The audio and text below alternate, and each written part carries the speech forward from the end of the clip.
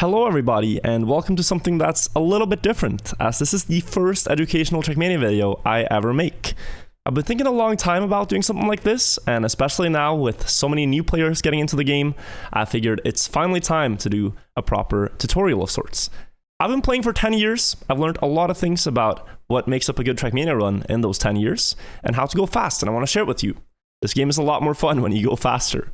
And so I think I can help you beat the gold medals, the author times, your friends' records, whatever the goal might be. I think I can help you improve at the game. But we're going to start at the very fundamental level, especially in this first video, and then we can probably tackle more advanced things later on, like bug slides and ice 360s and all these tricks you hear streamers talk about. In this video, we're going to focus on the essentials. So racing lines, drifts, airtime reduction, and speed slides probably. So let's hop into the game and let's get started. If you want to play along, the map that I'm on right now is 04 in the fall campaign. And I've opened it in the editor so we can look at some ghosts and some replays as well. But let's just do a run through it. As a beginner might drive it, I'm going to try to not use a lot of the tricks I use usually and just show a basic time on the map. So the map has a left turn followed by a right turn here around this corner. A right turn here around the grass, and then a left turn through this part, and then one last left turn. I can tell you just in general, having knowledge of how a map looks is going to help you get faster regardless. Like, I knew I could full speed that last turn. That is some information you gain just by playing a map a lot. So I know I could do that, and I got a 25.4. This is enough to beat the gold medal on the map, but not quite the author time. The author time is a 24.8, I believe. But if we look at this run, just from the ghost here, we can notice a lot of things actually that I could have done better. The full speed end was good, but in the start already, I could have gone closer to the walls. That is something you want to do on any track. And then this next turn is a little bit of a mystery. As you might wonder, well, where do I want to place the car? You have a lot of options. Same here. You have a lot of options. The track is quite open, actually, for you to drive in. It can be hard to figure out, but I'm going to try now to share my method, how I would approach trying to understand a track like this. So first thing I noticed is that this is an uphill, and it's very steep in the middle. In the middle, my car got airtime. Now, if I can reduce airtime, I'll be faster because the car will keep accelerating on the ground. I have the option of going on the left side of this uphill or the right side, but the right side looks by far the most attractive. And that is because we also get on the inside of the next turn, so we can go close to the wall. The one problem with going right side is that unless I act quickly, I'm going to have a bad setup for the following turn, because this next road turn is pretty sharp. If I go in the overview camera here, give me 1 second. This next right turn is pretty sharp, and if I'm on the right side of this track, I will not have a lot of space to go through this turn. So then I'm thinking, well, let me move over to the left side to set it up. That's going to be my thought process, and hopefully that should work out, and we can see that next to the ghost now. So I want to get a more inside line here. I want to reduce airtime. I have 10 more speed. And if I now go over to the left side, yes, I get a better setup. And already at this checkpoint, I've gained half a second. But we can do better.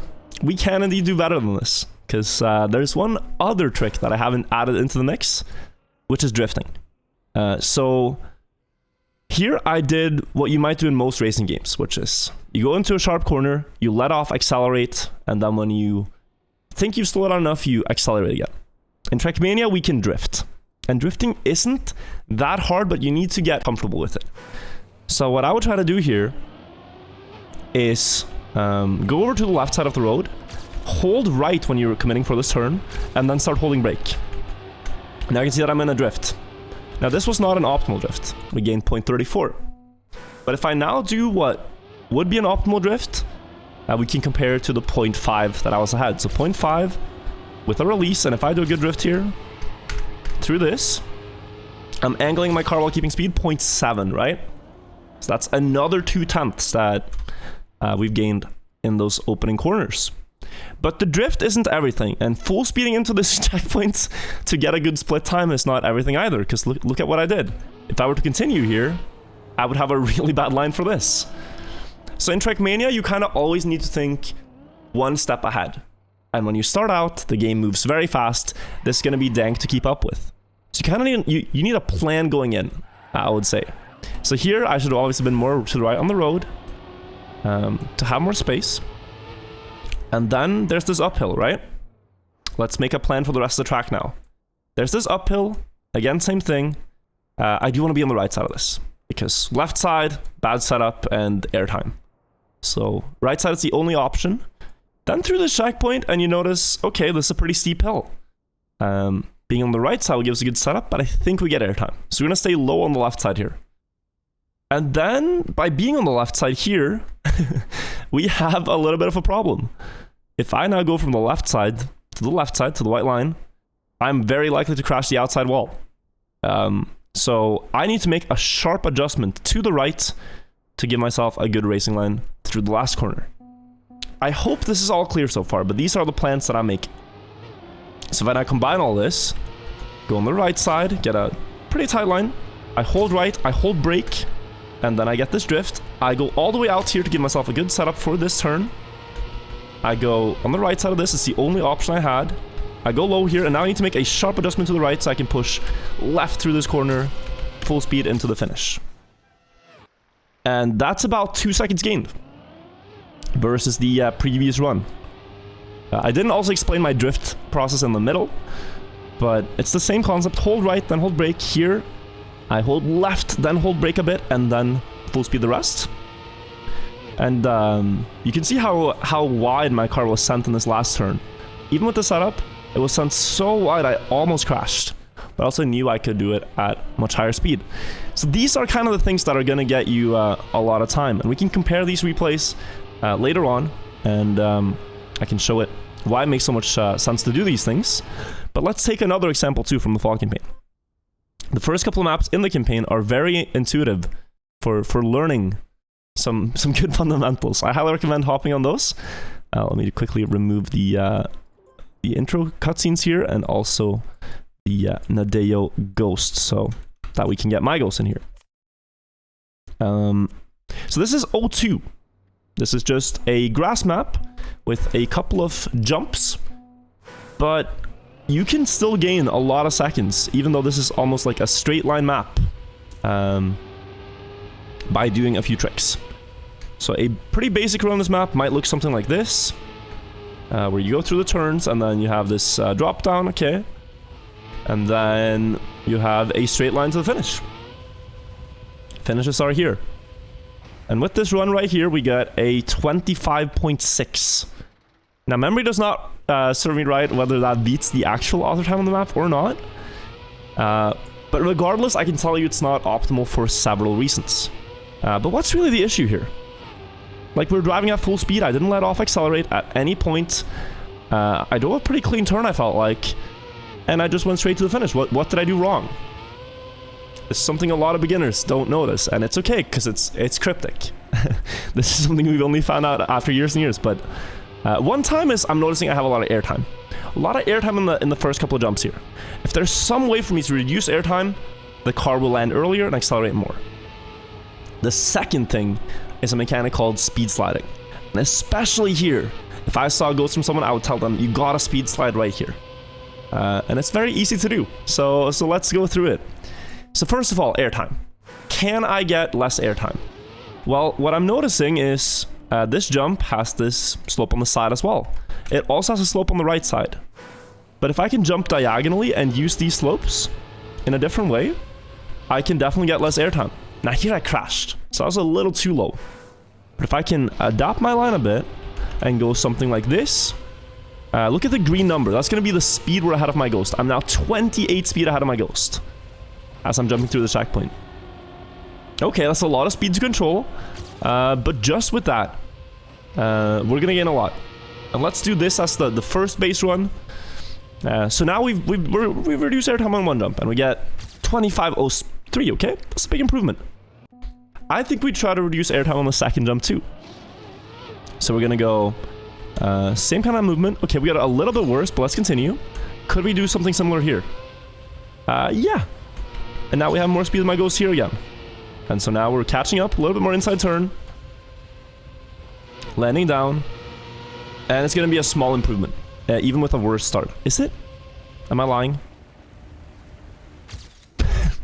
Small improvement.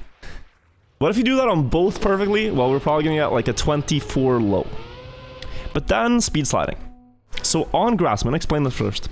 On grass, when the car is going over 230 speed, when it's in the 4th gear, you can see my gear display in the bottom corner here. This is a plugin, but yeah. Over 235 speed, you want to be very gently sliding. The difference is like, instead of pressing forward, you do like a tippy tap to the side, and the car will just accelerate more. You can already do this at the first grass patch here before the jumps, and on this landing, and a little bit on this next landing, and especially in this last part. And you're probably going to see the difference now against the Ghost, just how much this does. So I'm going to just do a small slide here, and I'm already way up in speed. I'm going to do small slides here. Just look at how like the skid marks behind the car are barely disconnected. And right now I am behind, but look at this. 0.24. And then I'm going to do a small speed slide to both sides here. And you can see maybe we're catching up quite a lot. At 0.16, but 5 more speed. Though the big problem with that run was the airtime. I'm going to do one more here. Reduced a lot of airtime here, trying to get the same thing going here. I got a small slowdown there. But it's going to be beautiful in comparison. We're equal. And now the speed slide, and you can see I'm just pulling ahead. You can do this on pretty much any grass or dirt map by just doing gentle steering movements. And we're still quite far from the world records, but it is just in these airtime jumps, just getting less airtime. Yeah, like this. This is going to be a really big improvement with that. If I can land this, missed. Another thing to think about is gears. To not steer on the gears. But it's not going to be too big a problem on this first map. Oh, it is actually a little bit there, but we manage. And of course the racing lines on this turn as well do matter, but not as much as the airtime and the speed slide will. So it's going to give us quite a big improvement. Did I get a slow landing? I lost 70 speed in the water. And there's one more thing that you can actually look at here. In the name of reducing airtime. Which is, you might notice, we're actually dumping quite far on this downhill. You can do a tiny release tap here. And land earlier in this downhill. And that's going to net you more speed to the finish line. If you do it right. Yeah, somehow lost a lot of speed in that last water. I don't know. But if you notice, these are what like the things I'm doing, and I'm doing them a lot of times to hopefully showcase what you might want to do to get a good time here. But I want to set like a baseline time that you can try to aspire for if you're also playing this alongside the video. And I think this is going to be a pretty good good benchmark. If you do everything just right, you're going to get some water bounces. Probably around 24.1, 24, maybe even 23 seconds would be a very good time. So these are some good fundamentals. We got the drifts on map 4 and releasing, accelerate to reduce airtime here. We got speed slides. We got another thing I didn't even mention. Oh my god, Airbrakes. Yeah, so here in this first jump, you can tap the brake button mid-air to reduce airtime. It's my first tutorial, guys, so it's not gonna be the best, but yeah, air brake here, just tapping brake once, stabilize the car in the air. It's not gonna gain you magical amounts of speed, but it's gonna make things a lot easier. This is actually gonna be quite apparent on map 08. If we want to do one more, that kind of showcases reducing airtime and the power of air brakes. So I think this map could be pretty insightful. So we'll have this be the last map we take a look at today for our fundamentals. So this map is a troll map. It has a lot of downhills, and if you just try this to just drive this normally, you might encounter a lot of the car just bouncing and flipping all over the place, like up. Now you're upside down. Okay, you kind of made it, but you keep going, and Things do not get better at this side of the hill. The car is just flipping out of control. Uh-oh. This is not going to be a lot of fun. But there is some method to the madness here. If you drive it like this, you get a 24-second time. But knowing what we know now, we can, first of all, reduce airtime by taking like a diagonal line. And then we can tap air brake. So in the air, I can just tap brake while holding accelerate. And I can tap brake again, and this will stabilize the car more. This was still a bit bad, because we still got one bad landing. But we greatly improved the time. 21.9. The auto time is 31. 21 seconds flat. So if I do all that just a little bit better, with some speed slides as well, we can get something that looks like this. Jumping across, and then controlling the bounces here with steering and air brakes. It's still pretty bad. So I got the last one wrong, but this is the recipe. Often in Trackmania, you do need a couple of attempts to get the time you want on a map. It's rare that you get it on your first go. But something like this is what you want to get, and that is honestly a pretty solid time, 18.9. Getting all the jumps quite optimally. So these are the things I'm thinking about. At a first glance, Trackmania might look like a racing game where you just drive from A to B, but there are so many things you can consciously think about when driving to improve your time. This applies to pretty much every map. The racing line setup, the speed slides, the airtime reduction, and drift as well. And I hope this helps you. Try to think about this on some other maps, and if you want to see more advanced tutorials for things that I'm doing, I can also go into that at a later time. I just wanted to experiment today and post something a little different and see how it's received. So thank you guys for watching till the very end. Best of luck with improving your times. If you have any questions, leave them in the comments. And until next time, have a good one, guys. And I'll see you guys soon.